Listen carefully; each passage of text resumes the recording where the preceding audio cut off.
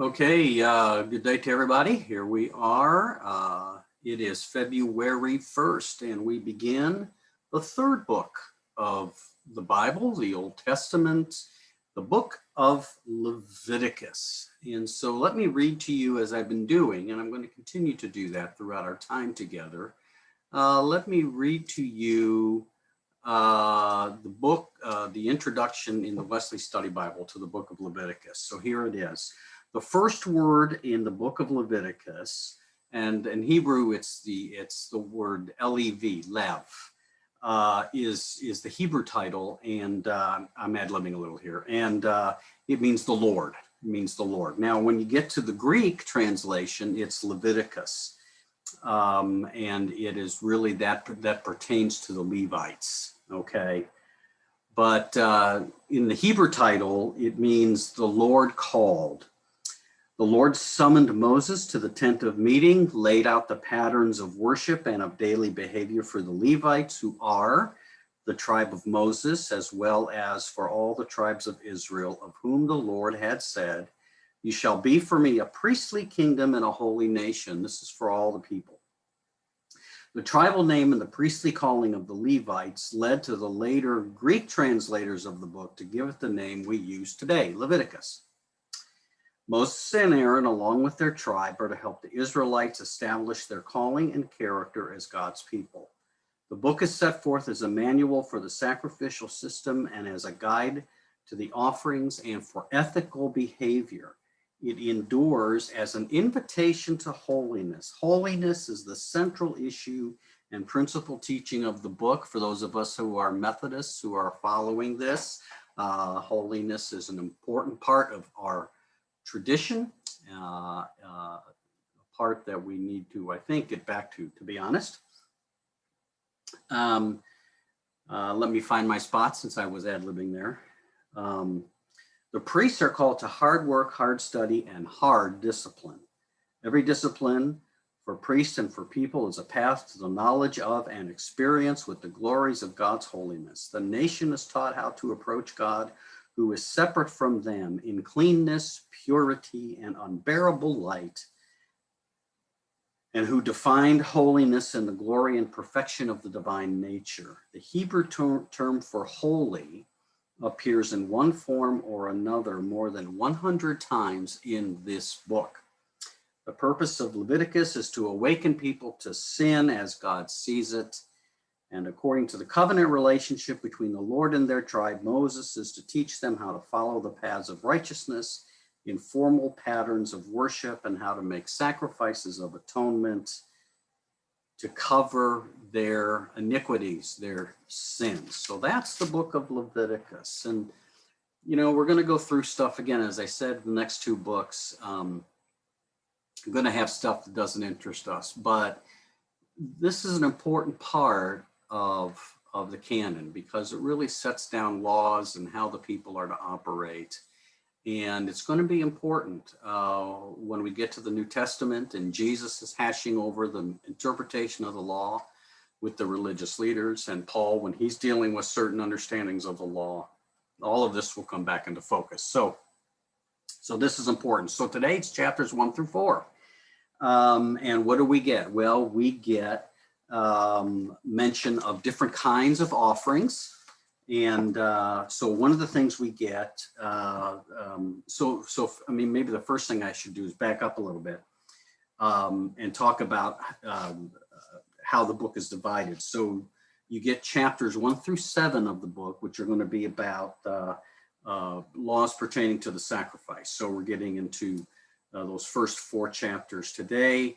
And then in the next section of the book, which is going to be chapters 8 through 10, we're going to deal with tabernacle service. We're going to read more about the priesthood, read more about ordination. We've read some of this already in Exodus, but we're going to read more about that.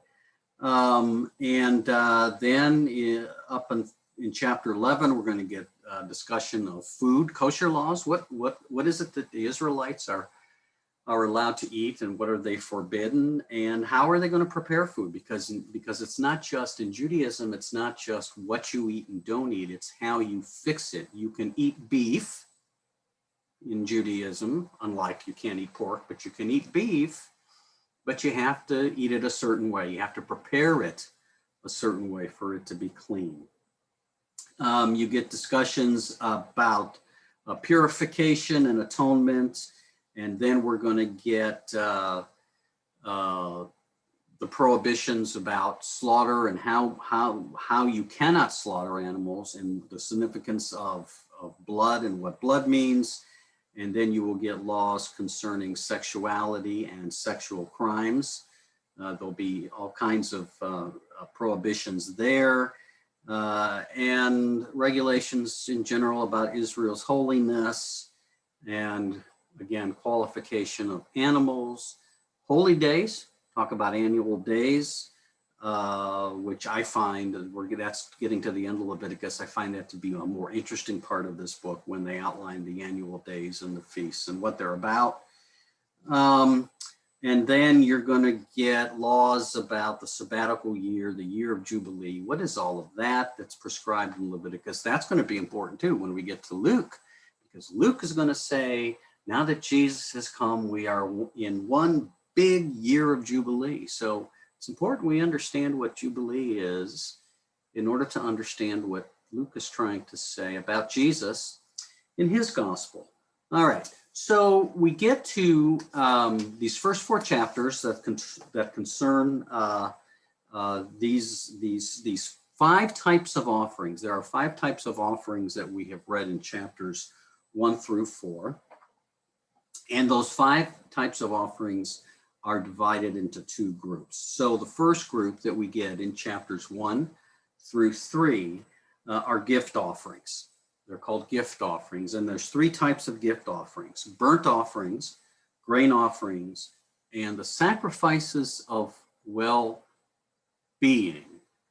So you've got these 3 different offerings, and these are voluntary offerings. These are not required. We're going to look at the required offerings in the next group, but these are voluntary offerings. You will get the second group that start in chapter 4. We're not going to finish that today because that's going to go up through the first part of chapter 6. But these are going to be called atoning offerings or sacrificial offerings. And there's the sin offering, and then the purification offering or the guilt offering. Some of that we'll get to today, some we won't. And these are the required offerings. These are the things that everybody's going to have to do at some point because everybody sins and everybody needs holiness and purification. So those are not voluntary offerings. All right, so let's back up chapters 1 through 3. Let's deal with the gift offering. Any Israelite, male or female, may offer a gift offering. And why would you offer a gift offering? Well, you might offer a gift offering in a time of Thanksgiving. You might offer a gift offering if you're a husband, let's say, and your wife has been through a very long, serious illness, that she recovers, and so you go to the Lord and you offer a gift offering in Thanksgiving.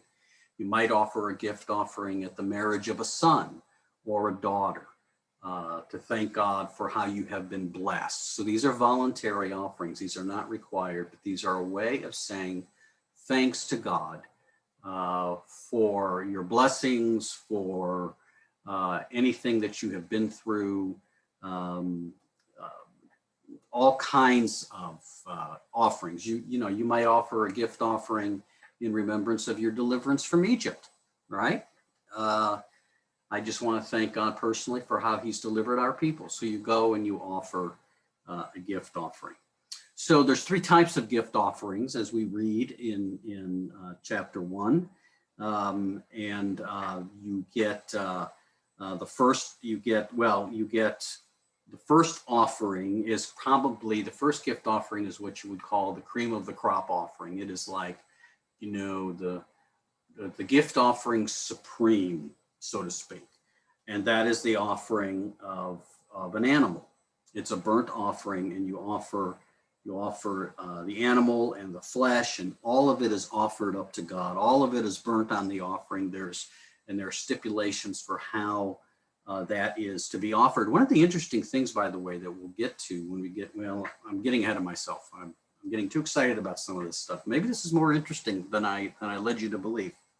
So anyway, so you offer an animal as a gift offering to God, and you burn up the entire animal. There are ways for the priest to kill it, but then cut it up and then offer it in a certain way, and it will be offered as smoke, and the odor will be pleasing to the Lord. Now, I talked about this back in Exodus, that this is what I'm going to refer to as anthropomorphic language, which means it's language about the divine, but put in human imagery for us to understand, because obviously we're not God. So to understand the character of God in God's holiness is very hard for us to get. So to say that the odor rises up to God is pleasing to the Lord is that it is pleasing to the Lord because the people are being obedient. The people are offering. The people, particularly in this context where the people are offering something they're not required to offer, just a thanksgiving to God. So they're offering this, and the imagery of an odor that is pleasing to you. This is God is pleased because the people are being obedient. So you have the burnt offering is one of the three, and then you also get then the grain offering, and if you offer a grain offering, there are several ways you can offer it and prepare it. But one of the things, of course, is you have to bring the choicest flour, and you have to bring olive oil. And I mean, a choice flour would be a flour that would be available to everybody, but would be maybe whole, a semolina kind of a flour, and then olive oil from the first pressing, what we would call extra virgin olive oil. It's to be the best. And you could also mix things in with it, frankincense or something that's got a particularly pleasing smell to it when it is burned. And sometimes, depending on the offering, some of the choice part of the grain offering is left for the priest to eat. And at other times, it seems that it's not left for them, but used entirely. So the grain offering is given, and sometimes it is even it is burned up and baked in cakes and loaves and burned up completely, and other times it's consumed. So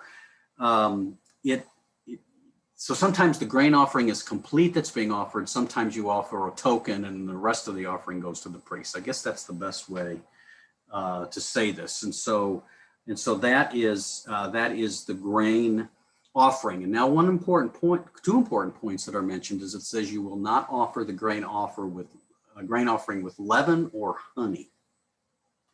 Now, why is that? Well, because leaven and honey, or leaven and the syrup, the juice, the syrup from figs, for example, and dates, that's what we've got here. And you can make honey, as you know, more out of different things. These provide a fermenting agent. And so leaven will spoil flour quickly if it's not watched. So you don't want it to spoil. You want it to remain free from spoilage, so that you offer something that's pure to God. And then, of course, after the grain offering, you get a sacrifice of well-being. It's called a gift offering. And it could be an animal. It can be, notice also in what we read that there is provision for the poor to provide for sacrifices, these kinds of sacrifices, but small animals, because maybe not everyone can afford a bull, which is the out of all the animals you could sacrifice is the most significant but you know, the poor are not excluded from this, and so they're able to offer smaller animals for sacrifice. And it could also be a grain offering, the offering of well-being. So a couple of things here. First is that the offering is completely given to God, and that it's transferred in a sense. Of course, God owns everything, but you're kind of transferring the title. You hold the animal, maybe a way we would say it today. You hold the animal in trust, but then you give it to God on the altar. Excuse me, I want to spend a little bit on why the whole sacrifice thing anyway, because it seems so primitive and it seems gross. It seems like a waste of God's creation to do this. I'll talk about that in a minute, but before we end, in chapter 4, we get into the beginning of the atoning offerings, the atonement offerings, and this is for sin. This is for willful sin, and it's also for unintentional sin. It's for sins of commission and omission, as Wesley would say. Because even sins that are sins of omission, for failing to do what we should do, is not just doing what we shouldn't, but failing to do what we should do. These all need to be atoned for. So you do have, beginning in chapter 4, the beginning of the sins that the sacrifice that's required. Okay.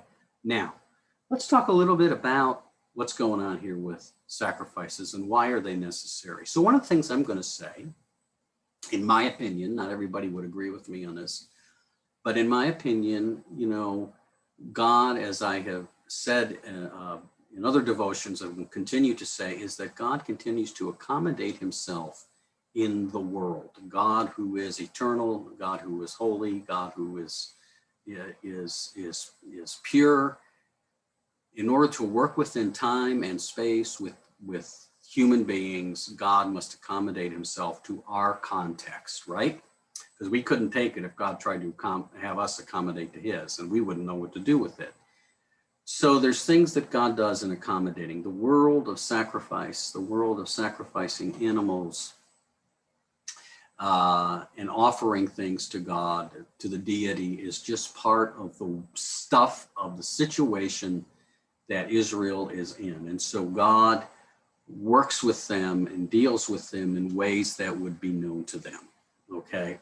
So I think that's the reason why we have sacrifice and why we have animal sacrifice, which I know for many today would be, if you think about it today, if we wanted to sacrifice animals, that it would be affront to so many people. And I understand that. But this is a different context. This is a different time, and God accommodates himself to that. But why the offering? And why do we call it the sacrifice? It is a sacrifice to God, but it is given as a sacrifice from those who give it. I want to read something to you from the Wesley Study Bible again. And here it is on sacrificial giving. In its description of holiness, Leviticus includes instructions for sacrificial giving. The idea of sacrifice seems strange to modern people. We do not sacrifice animals, of course, but many of us cannot understand why anyone would want to make any kind of sacrifice, such as spending hours each week in prayer. But by practicing sacrificial giving, we discover the truth that we are created to be givers. Sacrificial giving fits who God intends us to be. If we want to be fully human, we will make sacrificial giving an integral part of our lives. In giving, we realize that's why we were created. Why? Because our God's a giver. Our God's a wonderful giver. God has given us the vastness of creation. God has given us this wonderful world to enjoy and to relish in. And God has given us ourselves created in God's image, and family and friends. And so God has, and God will give himself in Jesus Christ. So we are blessed by a giving God, and we are created in God's image. And at the heart of that is we are to be givers. We are to be generous. We are to be ready and willing to sacrifice. Why? Because that's what God has done for us. And so we want to be givers too. And so this is the context for how the sacrifices are understood. Let me say one other thing about sacrifice, because animal sacrifice in particular, because I know that there are people who really struggle with that. I heard a rabbi say one time in reference to the sacrifice. Of course, Jews don't sacrifice today, and I don't think it's just because the temple is gone. I think Judaism has in all of its form, really has moved past that, except for maybe the most traditional forms of Judaism.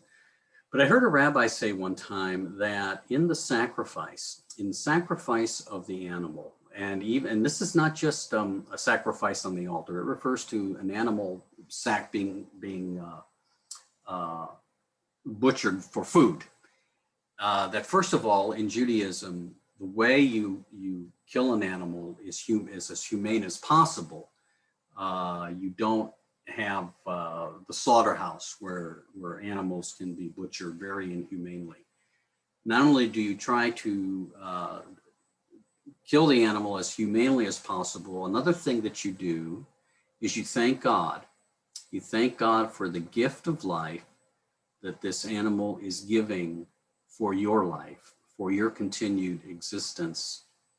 And you thank God for what this animal is giving up for your sake. So it's a recognition that this is not just an insignificant event. It's a recognition that this animal who is giving up its life, not voluntarily, obviously, but this animal that's giving up its life for us has been created by God and matters to God. So in the midst of what may seem in some ways like a very inhumane thing, there's an attempt to inject some humanity into this. And that, by the way, that's the same way, when we read in the law, we already have had in Exodus read about slaves, and we say, well, why doesn't God just say free the slaves? Well, God is working in the midst of this context, but what does God do in the law when it comes to rules about slaves, when it comes to rules about women and daughters? It's working and accommodating within the context of the situation in an attempt also to ameliorate some of the negative and the terrible consequences of the way people could be treated in the ancient world. In the midst of that, God gives the law, which is also a measure of God's grace in the midst of the human context. We're going to continue to see that. And we're going to see it most supremely in Jesus, when God of the universe becomes one of us in order to offer salvation to us. All right, friends, let's pray. Gracious God, thank you that you are such a giving God. Thank you that you love us. And thank you that you have created us in your image, which means you've created us to be givers, and help us to reflect the generosity, the extravagant generosity that you give to us. And some of us may not be able to offer all the same gifts. That's okay. You never ask us to offer what we do not have, but you certainly hope that we will give to you in return what we've been given. So ask that you'll bless us in this day, and may we be extravagantly generous in word, in deed, in whatever way necessary to those around us. In Jesus' name, amen. All right, tomorrow we have 5, 6, and 7 of Leviticus. See you then.